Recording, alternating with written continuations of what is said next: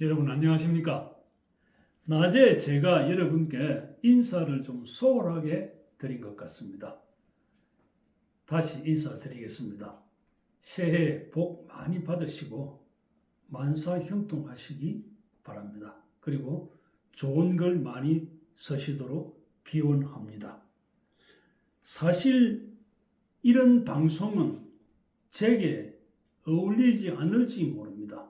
왜 그러냐 하면 저는 전형적인 경상도 사투리를 쓰고 또 표준말과 억양이 다른 억양을 사용하기 때문에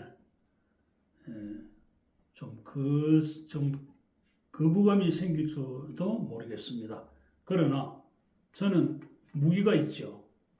천하 없어도 누구라도 제가 꺾이지 않은 무기는 유머와 노래입니다. 이 두 가지를 군데군데 섞어가면서 설득력 있게 다가가서 우리 수필 인구의 저변 확대에 기여할 수 있도록 노력하겠습니다. 오늘은 경기 수필가협회 회장인 맹기호 전 교장 선생님입니다. 맹기호 회장님의 수필 키라는 제목을 가진 수필을 낭송하면서 군데군데 제가 해설도 하고 또 두드러진 점도 소개를 하겠습니다. 키 충청도 두메상고를 떠나 수원으로 이사온 지 정확하게 만 50년이 되었다. 반세기가 지났으니 이제 시골 사람의 티를 벗어만 한데도 그렇지 않은 게 다이다. 어렵다. 언젠가 민속박물관에 갔더니 내가 어린 시절 사용하던 물건들과 같은 물건들이 벽에 걸려 전시되어 있었다. 나는 아직 살아있는데 전시된 물건은 과거였고 죽은 물건이었다. 엄밀히 말해 과거는 죽은 시간이다. 오래 사귄 지인이 나에게 과거지향적인 사람이라고 평한 적이 있다. 어느 정도 인정하는 바이다. 생각을 바꾸려 해도 잘 고쳐지지 않는다. 지금 우리 집에도 죽은 과거가 있다. 거실 벽에 걸려있는 키다. 50년 전 시골을 떠나던 날 어머니는 이삿짐 위에 키를 실었다. 여기에서 제가 잠깐만 언급해야 될 사항이 있습니다. 왜 작가들이 걸핏하면 수필이라는 문학 장르의 글을 쓰면서 어머니께서 불러내셨다. 어머니께서 불을 지피셨다. 아니 그게 왜 그렇습니까? 그거는 아니죠. 아무리 어머니라도 이 공적인 글에서는 이렇게 써야 하는 겁니다. 이삿짐 위에 키를 실었다. 어머니는 이삿짐 위에 키를 실었다. 쓸데없는 존댓말을 안 쓰시도록 제가 한번 말씀을 올려둡니다. 어머니 생각나시죠? 어머니의 손을 놓고 돌았을 때엔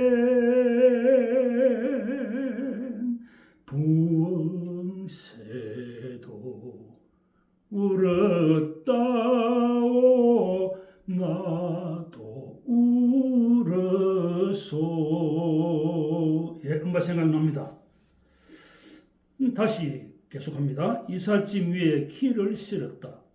앞으로 농사 지을 일이 없겠지만 왠지 도시에서도 키를 사용할 때가 있을 것 같아서 가져온 것이다. 실제로 그 예상은 적중하였다. 살에서 니나 돌 따위가 나올 때 키로 까부르면서 골라냈다. 그런데 요즘에는 돌을 고르는 기계가 발달하여 살에 돌이 섞이는 일이 없다. 그래서 천덕꾸러기로 집안에서 이리 밀리고 저리 밀리고 차이고 있었는데 어느 날 키가 고향을 떠나왔다는 유일한 정갈한 생각이 번쩍 들었다. 자, 고향 한번 대봅시다. 고향이 그리워도 못 가는 심세 저 하늘 저 산 아래 아득한 천리 자꾸 노래냐고요. 노래하고 왜 노래를 부르는냐고 그렇게 의아스럽게 생각을 하는 분도 있으실 겁니다. 제가 갑자기 송혜 선생 생각이 나서 그분이 워낙 이 노래를 좋아했거든요. 그건 하나의 허물로 넘기고 마십시다. 물로 잘 씻으며 보니 대나무로 틀을 엮고 버드나무 가지로 짠 판에 칡렁쿨로 엮은 것이었다. 작은 몇 군데가 끊어져 있어 씻는데 퍽 조심스러웠다. 그늘에 말려 거실에 늘어 놓았는데 스스로 보기에 좋았다. 그 키를 볼 때마다 강변 풀밭에서 소풀을 뜯기며 요란한 매미 소리에 진절머리를 치던 여름날이 생각난다. 자, 여기서 이제 우리가 참 함수가 있습니다. 수필이라는 것과 다른 산문이라는 것의 문학적 함수, 이걸 생각해야 됩니다. 여러분, 4분의 4박자와 4분의 2박자가 어떻게 다른지 압니까?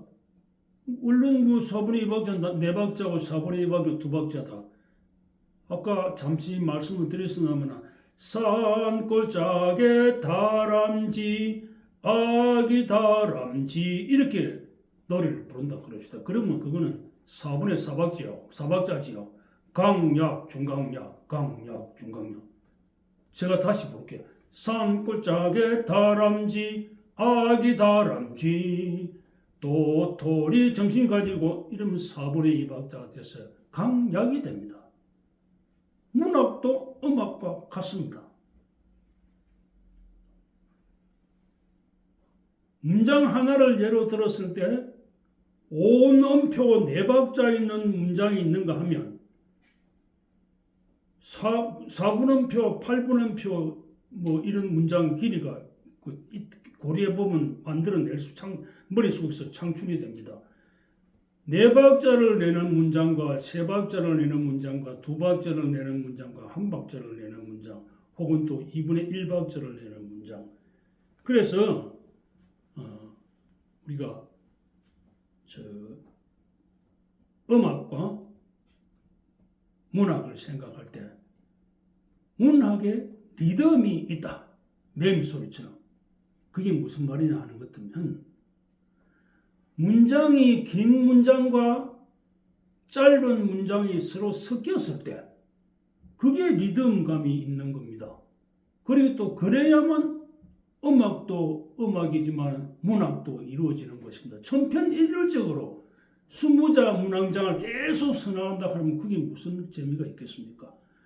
25자 문장도 있고 30자 문장도 있고 90자 되는 문장도 있고 석자 되는 문장도 있고 그리고 평균을 내면 한국 소설가의 평균 문장 길이가 35자라는 통계를 저는 반세기 동안 그대로 머릿속에 각인시키고 있습니다. 참고로 하셨으면 대단히 고맙겠습니다. 다시 이어나갑니다. 생선이 문득 머리에 떠오른다. 생선은 신선도가 생명이다. 만약에 매운탕을 끓였을 때를 보자. 살아있는 우럭으로 매운탕을 끓였을 때와 냉동된 우럭을 사용해서 매운탕을 끓였을 때는 그 맛이 다르다. 그 삼척 동자라도 알죠?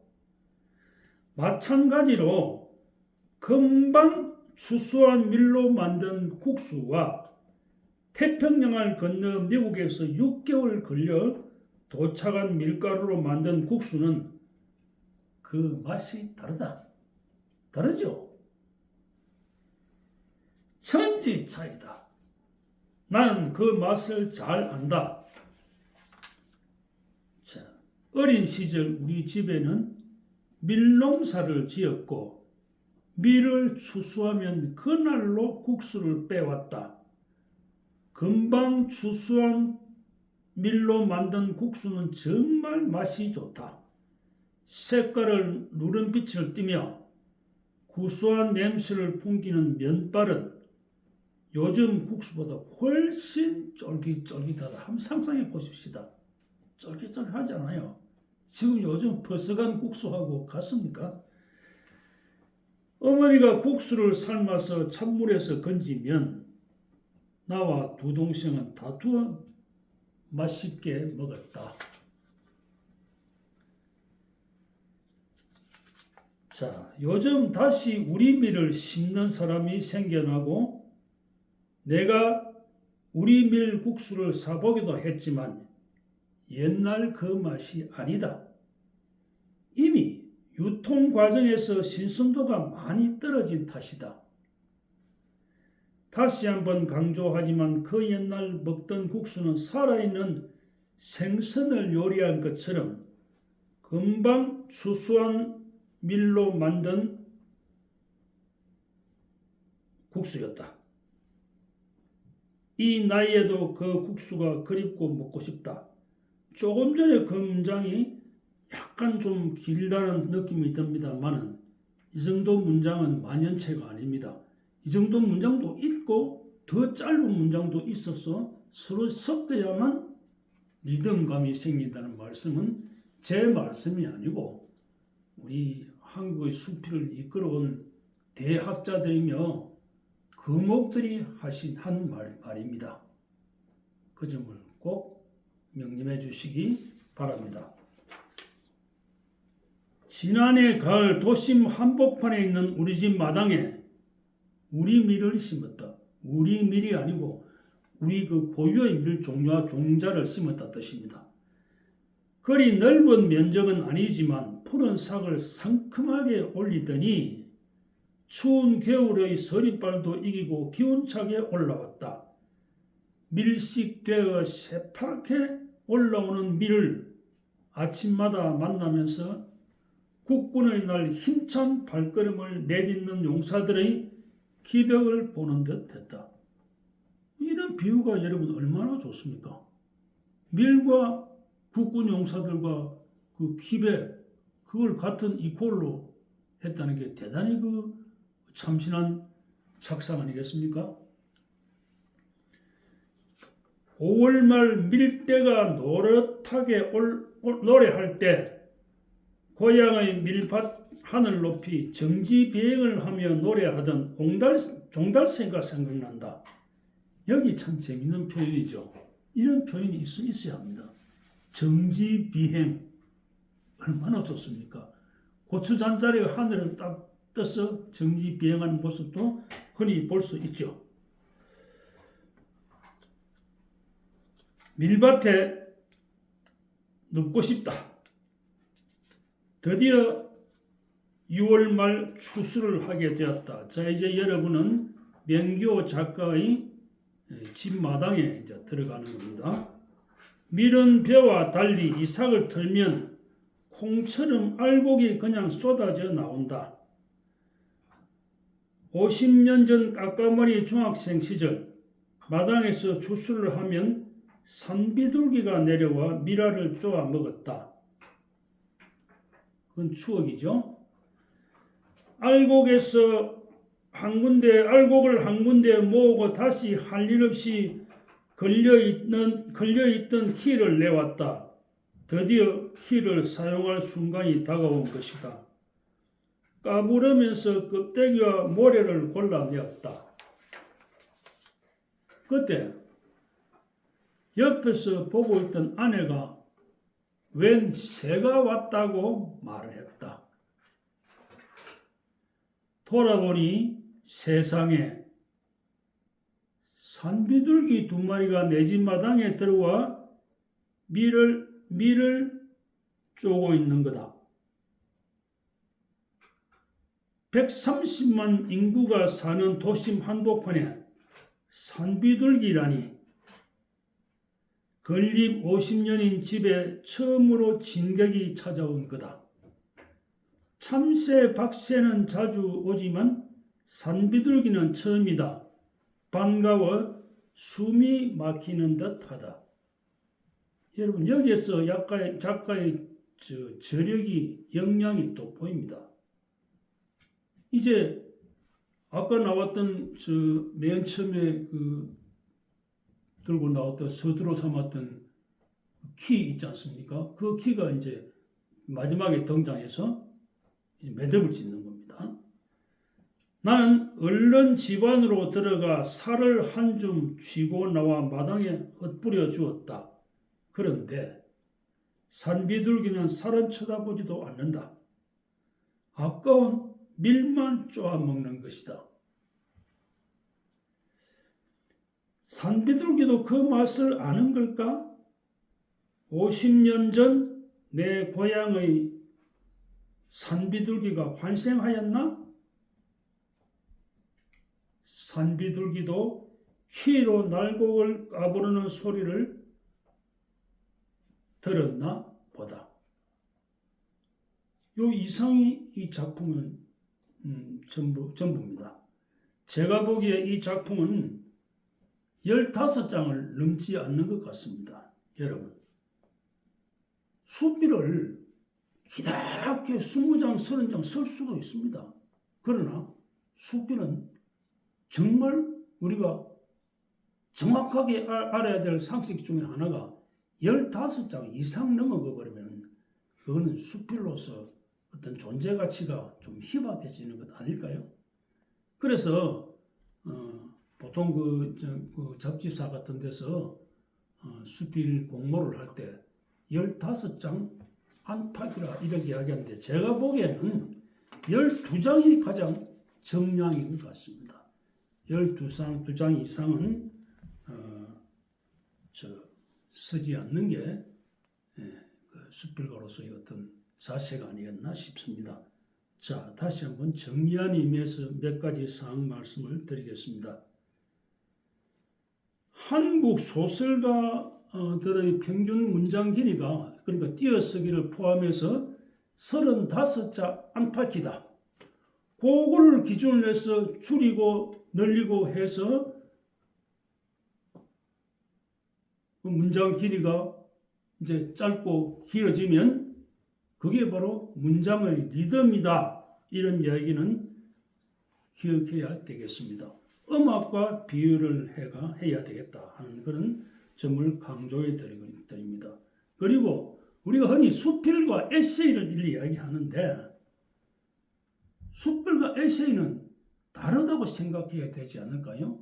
윤오영 선생이 일찍이 설파했습니다. 여러분, 수필은 집으로 치면 한옥이고 에세이는 집으로 치면 양옥입니다. 한옥에 들어가면 뭐가 어울립니까? 김치찌개도 어울리고 깍두기가 어울리고, 양옥에 들어가면 양식이 어울리죠. 그래서 사교충이 어울리고. 수필과 에세이를 구분해서 써야 되겠다. 그래서 저는 에세이라는 말을 쓰지 않습니다. 물론 에세이라는 이름으로 문학 잡지사를 운영하는 분들에게 죄송하지만은 그 에세이는 에세이의 에세이의 장점을 살려서 좋은 문학의 세계를 개척해 나가는 것이 좋겠습니다. 이 오늘 작품은 신변 잡기가 아닙니다. 우리가 흔히 그것도 신변 잡기 썼네? 이렇게 남을 비방하기 쉬운데 사실은 그 신변 잡기 없으면 쓸 게 없습니다. 그러나 이걸 생각해 보십시다. 한 장사미사가 저 같은 사람이 종교에 대해서, 불교에 대해서, 기독교에 대해서 그 교리를 가지고 만약 수필을 쓴다면 그거 어떻게 감당하겠습니까? 도무지 불가능합니다. 그 글은 신부님이나 스님이나 목사님이 잘 쓰시죠. 그분들한테 맡겨야지. 그걸 왜 자기가 덥석 받아가지고 머리를 싸매고 끙끙 앓는다는 말입니까? 그런데 오늘 이 글은 신변 잡기가 아닙니다. 흔히 있을 수 있는 일이지만 어릴 때가 여태까지 지난 세월을 반추해 가면서 그 얼마나 아름다운 추억들이 머릿속에서 재생이 됩니까? 그게 아름답지. 바로 죽어 돌아간 박영구 선생 같은 분들은 특별히 수필의 미학이라는 말을 많이 썼죠. 아름다운 미. 수필은 아름다운 것이다. 아름다운 것은 신변 잡기라도 아름답게 꾸미면 그 수필이 될 수가 있는데 그냥 아무렇게나 쓴다든지 혹은 버겁게 여기서 제가 드리는 말씀이 바로 현학적인 수필은 절대 안 된다. 그건 못을 탁 박아둬야 됩니다. 학문을 연구하는 수필은 학문을 가지고 거기 철학에도 아리스토텔레스 또 그래서 갖고는 그 수필로서 성공할 수 힘든다는 것을 이렇게 강조해서 말씀을 드립니다. 오늘 우리는 정말 명작 한 편을 같이 감상했습니다. 저는 이와 같은 수필이 우리 생활에 파고들어서 수필 인구의 저변 확대가 도모되어야 되겠다. 그런 강조사항을 말씀을 드립니다. 나머지 할 이야기가 드릴 말씀이 많지만은 다음 작가분들에게 이 말씀을 넘기기로 하고 오늘은 이만 그칩니다. 그리고 저 참 한갓 어정뱅이에 지나지 않는 제가 이런 크나큰 힘에 버거운 시도를 함으로써 수필 인구의 저변 확대가 도모해지고 왜곡된 수필관이 좀 세상에 활기를 치는 그런 걸 좀 지향했으면 좋겠습니다. 그리고 오늘 이 작가가 쓴 저 수필 중에서 외래 하나 있습니까? 외래가 하나도 없습니다. 그게 소중합니다. 제가 사사한 스승 두 분이 제게 말하기를 여보, 이 작가 될 수 있는 한 외래 사용을 줄이시오. 제가 조금 전에 말씀드렸던 것 중에서 이런 말씀이 있습니다. 제가 사사한 사람들은 보통 사람들은 전부 다 하는 말이 제가 어느 선생님에게 사사했다 이러는데 얼토당토 안 하죠. 저는 제가 누구를 사사하느냐 그랬더니 부산의 유영남 박사를 사사하는데 그거는 배운다는 뜻인데 유영남 선생에게서 배우는 것이 아니고 유영남 선생을 사사한다. 그것만 표현해도 유영남 선생에게서 배운다는 뜻이 그대로 다 들어있기 때문에 누구를 사사한다. 누구를 사사한다. 이렇게 된다 말입니다. 그래서 제가 사사한 스승들의 말씀을 또 일부 제가 전했습니다. 다시 한번 말씀드립니다만 이 작은 시도가 시작은 비록 미약하지만 그 끝이 아주 창대해지기를 기원해 마지 않습니다. 여러분 고맙습니다. 안녕히 계십시오.